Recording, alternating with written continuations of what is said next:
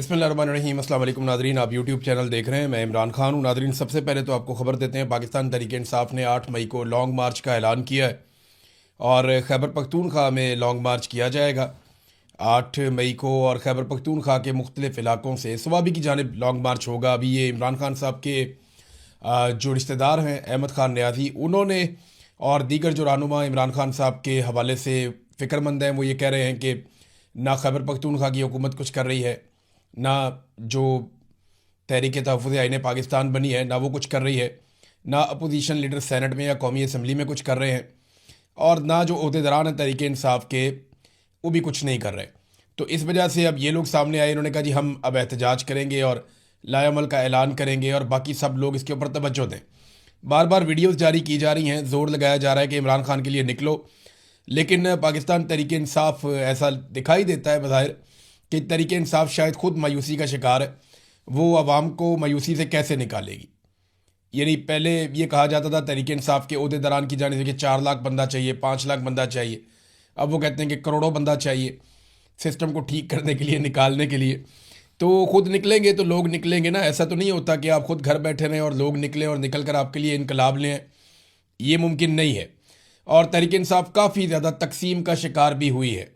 ख़ास तौर पे खैबर पख्तूनख्वा की जो नई हुकूमत बनाई गई, इससे बहुत सारी उम्मीदें थी।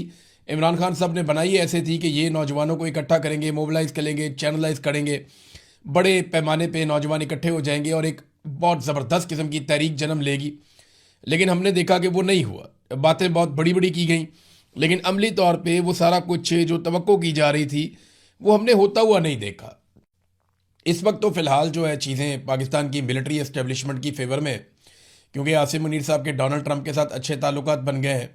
डोनाल्ड ट्रंप खुद मुश्किल में है, लेकिन आसिम मुनीर साहब कंफर्टेबल है और उनकी एक पोजीशन बन गई है और उस पोजीशन को वो इंजॉय कर रहे हैं फ़िलहाल। और उन्हें कोई ऐसी मुश्किल है भी नहीं, यानी पाकिस्तान तहरीक इंसाफ की तरफ से उन्हें कोई ऐसा मामला नहीं है कि कोई बहुत बड़ा एहतजाज खड़ा हो जाए। हत्ता कि जो अवामी इशूज़ हैं तहरीक इंसाफ उन पर भी किसी किस्म का एहतजाज करने के मूड में नहीं है। ना तहरीक इंसाफ किसानों के साथ खड़ी हुई, ना मज़दूरों के साथ खड़ी हुई, ना पाकिस्तान तहरीक इंसाफ गरीबों के साथ खड़ी हुई, ना एनर्जी के क्राइसिस में खड़ी हुई, ना पेट्रोलियम मसनूआत की कीमतों में इजाफे पे खड़ी हुई, ना ही ये जो कत्लेआम हुआ पाकिस्तान में बार बार उस पर भी खड़ी नहीं हुई। तहरीक इंसाफ किसी जगह पे भी बतौर अपोजिशन मौजूदा हुक्मरानों के लिए या मिलिट्री एस्टेब्लिशमेंट के लिए चैलेंज नहीं बनी। और ये बड़ा अच्छा ट्रैक रिकॉर्ड तहरीक इंसाफ ने गुज़िश्ता कई महीनों से अब ये बना लिया है। तो अब एस्टेब्लिशमेंट को तहरीक इंसाफ से भी एज सच कोई प्रॉब्लम नहीं है। अगर इससे इस तरह की अपोजिशन किसी भी हुकूमत को मिले, किसी भी हुकूमत को ऐसी अपोजिशन मिले, तो वो हुकूमत शुक्र अदा करेगी अल्लाह का कि ऐसी अपोजिशन हमेशा रहनी चाहिए जो किसी किस्म के मामले के ऊपर किसी भी किस्म का कोई रद्द-ए-अमल देती नहीं है। पब्लिक अगर चाहे भी तो खुद रद्द-ए-अमल दे दे तो दे दे। पाकिस्तान तहरीक इंसाफ की जानिब से किसी किस्म का कोई रद्द-ए-अमल दिखाई फ़िलहाल नहीं दे रहा। और उसकी एक रीज़न ये भी है कि तहरीक इंसाफ कौन सा कोई पॉलिटिकल पार्टी से लड़ रही है। लड़ाई तो मिलिट्री एस्टेब्लिशमेंट के साथ है ना। इधर पॉलिटिकल पार्टी के खिलाफ वो कोई एहतजाज प्लान करते हैं या महंगाई, गुर्बत, बेरोज़गारी, इन चीज़ों के ऊपर निकलने का प्लान करते हैं। साथ ही जनाब अली पता चलता है कि वहाँ पे सेक्टर कमांडर में मीटिंग शुरू हो गई है सेक्टर ऑफिस के अंदर, और यहाँ पे जनाब मिलिट्री ऑफिसर्स जो हैं वो अब प्लानिंग कर रहे हैं। ISI की एजेंसी बीच में आ गई है, मिलिट्री इंटेलिजेंस की एजेंसी बीच में आ गई है। वो बेचारे अब वो करें क्या? फ़ौजियों से लड़ने की तो उनको ट्रेनिंग नहीं है। वो पॉलिटिकल पार्टी के साथ ही वो एक मुज़ामत कर सकते हैं। लेकिन माजी में जो है वो मिलिट्री एस्टेब्लिशमेंट के साथ मुज़ामत की है लोगों ने। इमरान खान साहब इस वक्त बड़ी अच्छी मुज़ामत कर रहे हैं। बेनज़ीर भुट्टो ने मुज़ामत की माजी में, नवाज शरीफ ने हल्की फुल्की मुज़ामत की जब इनके ऊपर बुरा वक्त आया, जुल्फ़िकार अली भुट्टो ने मुज़ामत की और लोगों ने भी मुज़ामत की पाकिस्तान में। और कभी वो कामयाब हुए, कभी नाकाम हुए, लेकिन मुज़ामत ज़रूर की। एक तस्वीर है नाज़रीन, ये पाकिस्तान में पुलिस के लिए एक चैलेंज बनी हुई है, ख़ास तौर पे पंजाब में। अब ये तस्वीर कोई आर्टिफिशियल इंटेलिजेंस से तो बनी हुई नहीं है, ना ही ये तस्वीर जो है इसे कोई फ़ोटोशॉप करके बनाया गया है। तस्वीर में देखा जा सकता है कि इमरान खान साहब चल रहे हैं, सामने जर्नलों की लाइन लगी हुई है और जनरल बाजवा तारुफ करवा रहे हैं और आसिम मुनीर साहब जो हैं वो इमरान खान साहब को सलूट मार रहे हैं। अब ये जनाब तस्वीर जब नौजवान उठा लेते हैं या पाकिस्तान तहरीक इंसाफ के वर्कर्स उठा लेते हैं तो उन वर्कर्स को भी उठा लिया जाता है। इस तस्वीर से ऐसा लगता है कि निज़ाम को खासी चिढ़ है, यानी वो नहीं चाहते कि इमरान खान साहब को आसिम मुनीर साहब सलूट मार रहे हैं, ये तस्वीर मंजर आम पर आए। देखें, हकीकत है, इससे आप भाग तो नहीं सकते। सरकारी मुलाजिम की ड्यूटी है तो फिर इसमें नखरा कैसा और गुस्सा कैसा? यानी अगर इमरान खान साहब दोबारा वज़ीर आज़म बन जाते हैं, फ़र्ज़ करें, तो यही आसिम मुनीर साहब अगर फील्ड मार्शल होंगे तो सलूट इनको मारना पड़ेगा।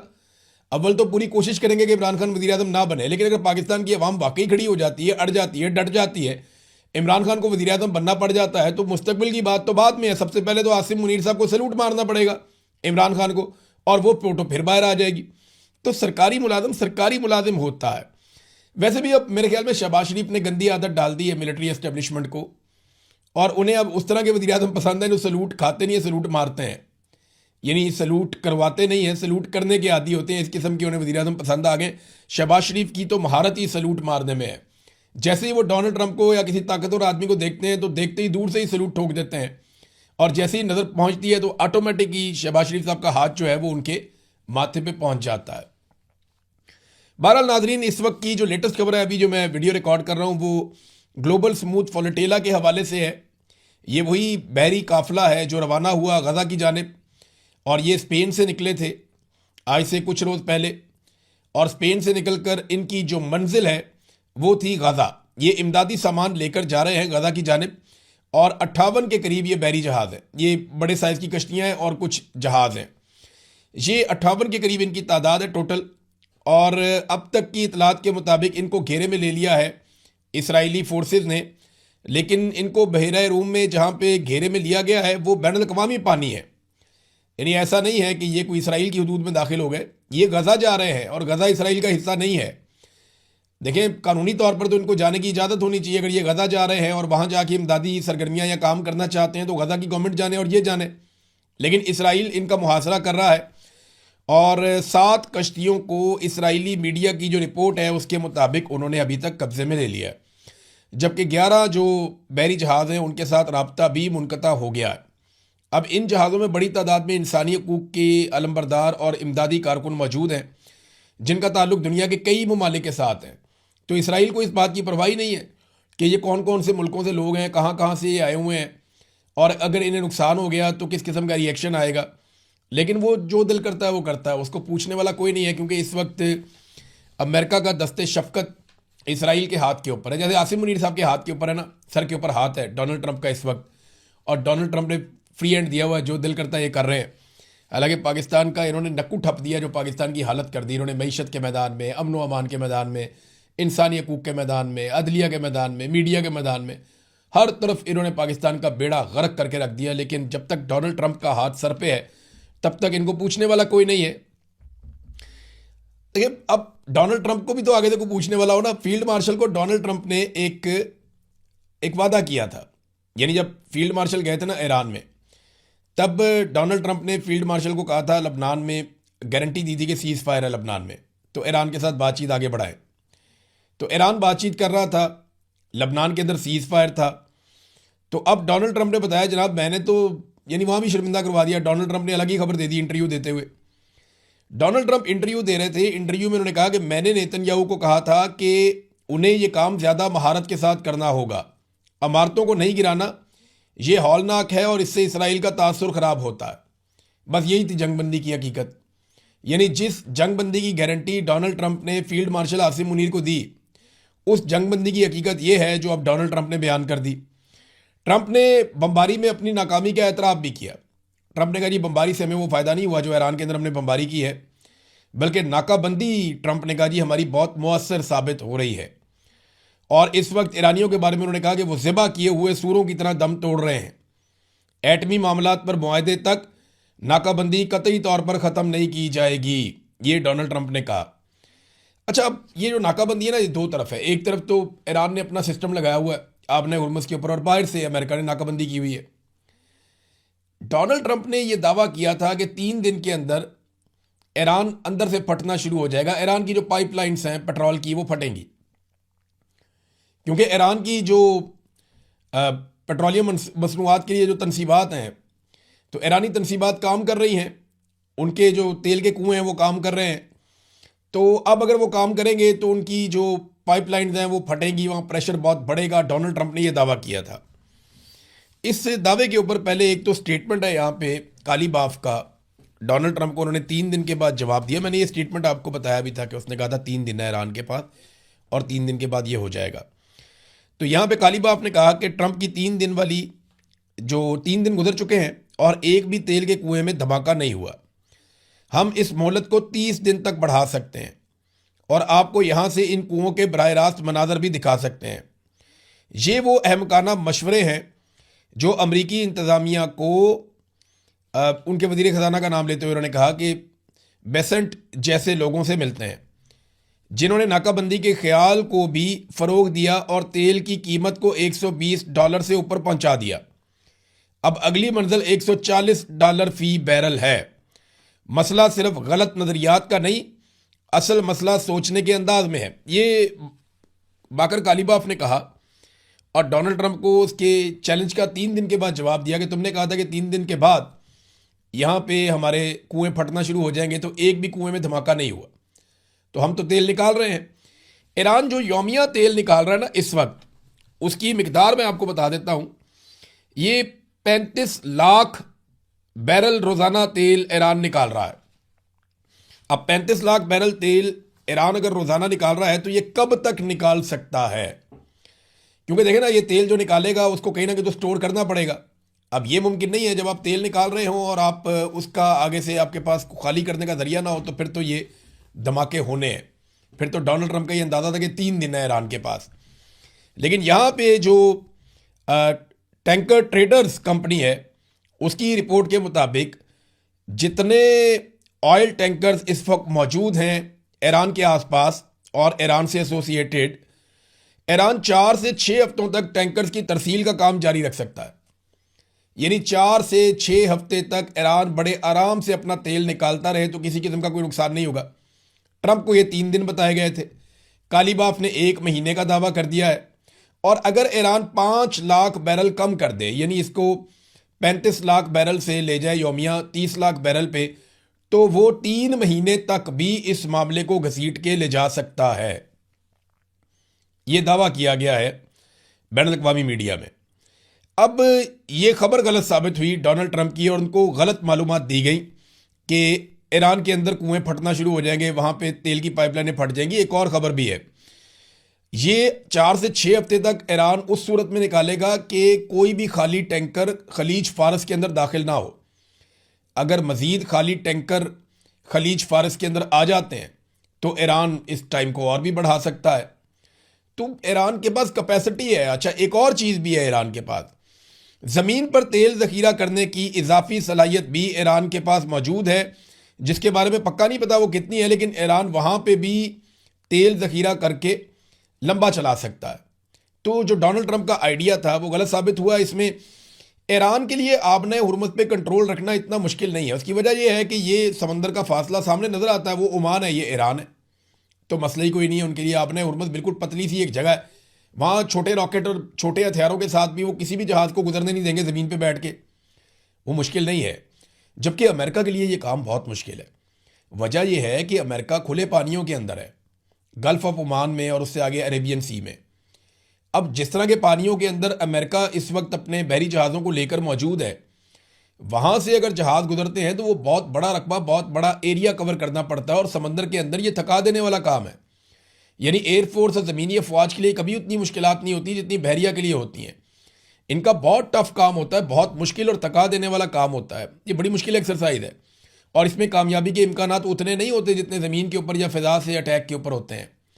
तो इसलिए यहाँ अब अमेरिका के लिए एक चैलेंज है कि वो कितने लंबे अरसे तक ये काम करता रहेगा कि नाकाबंदी जारी रखे। देखिए, इसके अखराजात भी उसको पड़ेंगे।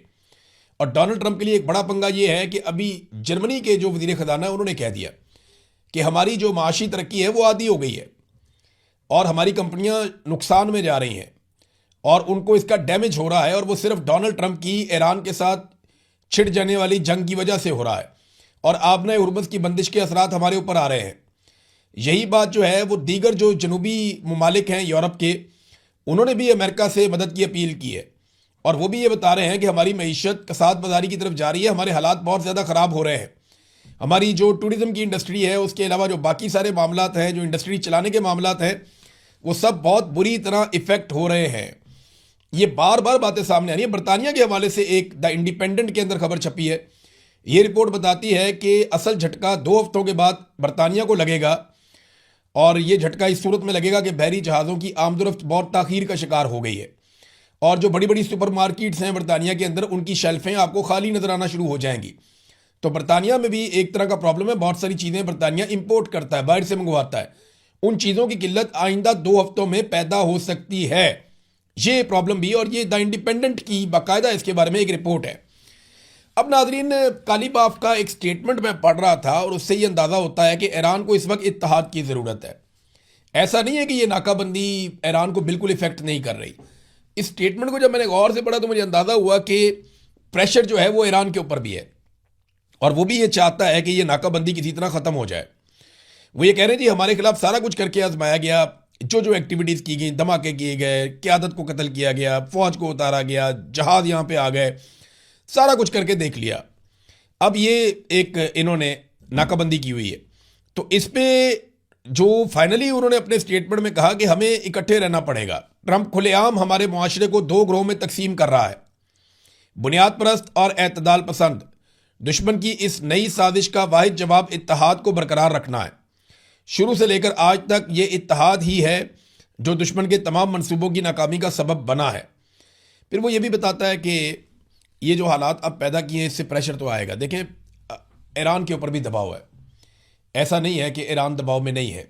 अमेरिका एक बहुत अमीर मुल्क है, वो बड़े लंबे अरसे तक नाकाबंदी रखे तो वो बर्दाश्त कर सकता है। ईरान उतना अमीर मुल्क नहीं है और वो इस नाकाबंदी का जो प्रेशर अगर बढ़ता गया और एक वक्त आएगा कि ईरान के पास रास्ते बंद हो जाएंगे और वो पैदावार बंद कर देगा तेल की, उसके लिए फिर बहुत मुश्किलात होंगी ईरान के लिए भी। तो ये बात ईरानी भी समझते हैं।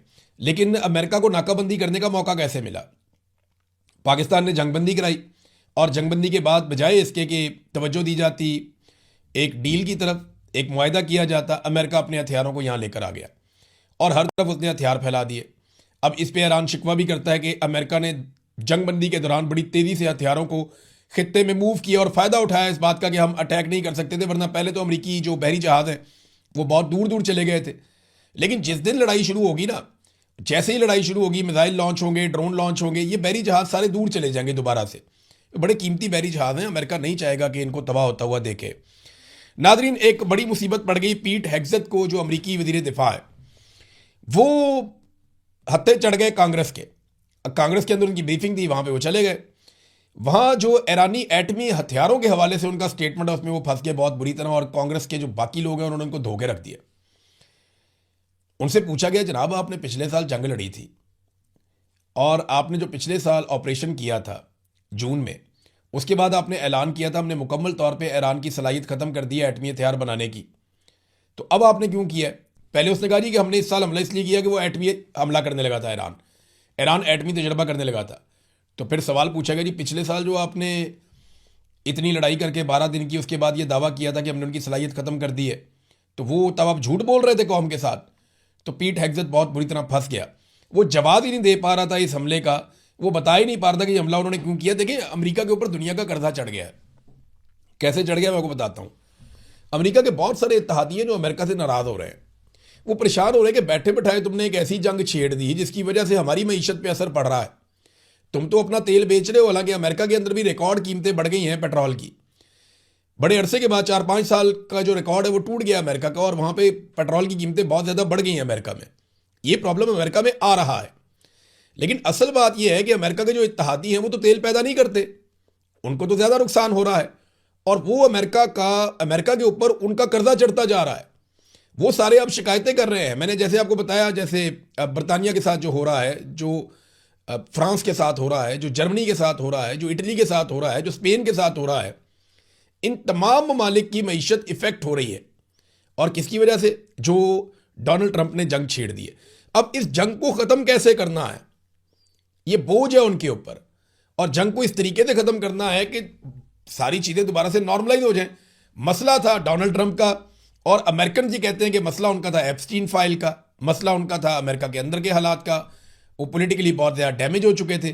तो डोनाल्ड ट्रंप के दिमाग में ये फार्मूला शायद बहुत पहले से था, क्योंकि जब बराक ओबामा सदर था अमेरिका का, उस वक्त डोनाल्ड ट्रंप ने ये बात की थी कि अपनी गिरती हुई मकबूलियत को सहारा देने के लिए बराक ओबामा ईरान के ऊपर हमला कर सकता है, क्योंकि ये कोई डील करने के काबिल नहीं है, कोई बातचीत करने के काबिल नहीं है। ये उस वक्त ट्रंप ने कहा था, और वही काम जब ट्रंप की अपनी मकबूलियत बहुत ज़्यादा गिर रही थी उस वक्त ट्रंप ने ईरान के साथ कर दिया। और अब अमेरिका के ऊपर बोझ पड़ रहा है। ये सारे अमेरिका के इत्तेहादी, अमेरिका के दोस्त ममालिक हैं, लेकिन वो सारे के सारे परेशान हैं कि अमेरिका के इस एडवेंचर की वजह से जिसमें नेतन्याहू ने डाल दिया डोनाल्ड ट्रंप को उठा के, उनका नुकसान होना शुरू हो गया। हालांकि ना वो लेने में ना वो देने में, ना उन्होंने इस लड़ाई को शुरू किया, ना वो इस लड़ाई का हिस्सा बने, और ना वो इस लड़ाई का जवाब मानते हैं, लेकिन नुकसान उनकी मईशत को हो रहा है, लगातार हो रहा है। नाज़रीन, एक बड़ी इंटरेस्टिंग चीज़ मैं आपको जाते जाते बताता हूँ। एक लेगो आपने सुना होगा, बच्चे बहुत अच्छी तरह जानते हैं लेगोस क्या होते हैं। ये कार्टून होते हैं, लेगो कार्टून होते हैं, इनकी दुकानें भी बनी हुई, इनके टॉयज़ भी मिलते हैं। तो ये जो लेगोस का जो आर्टिफिशियल इंटेलिजेंस का एक पूरा सिस्टम है, इसको ईरान की जेनजी ने बड़ा कमाल तरीके से इस्तेमाल किया। जेनजी बोलते हैं नौजवानों को, बिल्कुल जो छोटी उम्र के हैं, हमारे बाद वाली नस्लें।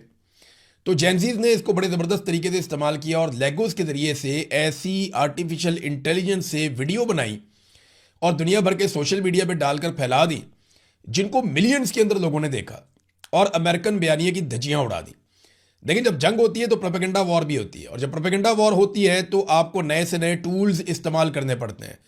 जिस तरीके से ईरान ने या उनके जेनजीज ने लेगोस के ऊपर वीडियो बना बना के, और उसमें मैसेजेस हैं, यानी डोनाल्ड ट्रंप ये कर रहा है, कभी वो कर रहा है, कभी प्रेस कॉन्फ्रेंस कर रहा है, कभी लड़ाई कर रहा है, कभी मिसाइल आ रहे हैं, कभी मिसाइल जा रहे हैं, कभी समंदर दिखा रहे हैं, कभी यहाँ से खामनाई को, कभी किसी और को। तो उन्होंने लेगोस का इस्तेमाल किया। आर्टिफिशियल इंटेलिजेंस का जैसा इस्तेमाल ईरान ने किया है, इसको बनाने वालों ने भी नहीं किया होगा।